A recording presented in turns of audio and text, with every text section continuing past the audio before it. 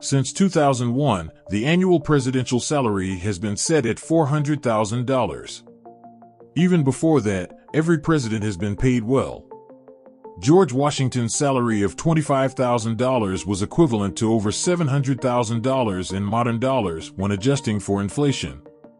Yet almost none of the presidents have needed the money, as most commanders-in-chief had already earned or inherited fortunes from their parents or through marriage before being elected.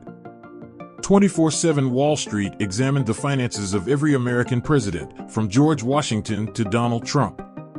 For the purposes of comparison, we provided net worth figures for each president in current dollars. Because a number of presidents, particularly in the early 19th century, made and lost huge fortunes in a matter of a few years, we only provided each president's net worth at their peak. In America's early days, only property-owning white men were allowed to vote.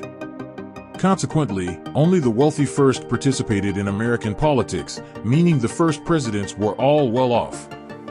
While there have been some middle-class presidents in the intervening years, many contemporary commanders-in-chief also earned extravagant wealth, sometimes in excess of $100 million, when adjusted for inflation.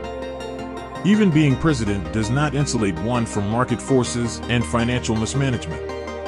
Some presidents had failed business ventures in their early careers, while others became insolvent after leaving office, frittering away their fortunes.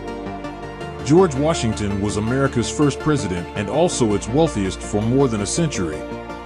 He inherited his extremely successful plantation, Mount Vernon, from his half-brother. Washington also made substantial money as a general and as president. His presidential salary in 1789 was 2% of the total U.S. budget. John Tyler, $58.4 million. John Tyler was one of many presidents whose inheritance of land and property became largely his source of wealth. From his parents, he inherited the thriving family tobacco plantation in Virginia. And when his first wife, Letitia, died while he was in office, he inherited her fortune as well. John Fitzgerald Kennedy, $1.1 billion. The Kennedys are one of the most powerful and influential families in American politics, and that was even more true in the 1960s. John F. Kennedy's father, Joe, made much of his fortune through banking and investing.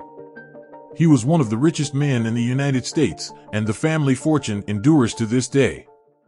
Kennedy clearly benefited from his family's wealth, but estimating his exact net worth at its highest point is especially difficult.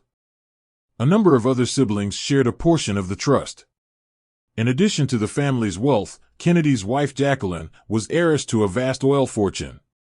The couple's combined wealth amounted to more than $1 billion when adjusted for inflation.